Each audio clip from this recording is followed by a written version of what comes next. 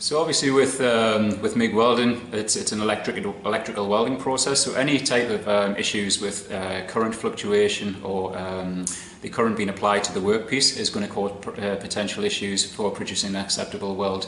This is another example of things that can cause problems. Weld spatter from the weld piece itself can actually start to bridge between the shroud and the current tip. Obviously, if that starts to happen, then the shroud itself becomes live. The shroud itself, a lot of people use the shroud as a guide when they're doing any type of welding. So it's very, very important that we look after the weld tip and make sure that there's no weld spatter that's actually bridging to the shroud itself. If I close in on that, I'm sure you can see that's a pretty good example of what I'm talking about. You can see quite clearly that the weld spatter is bridged from the tip to the shroud.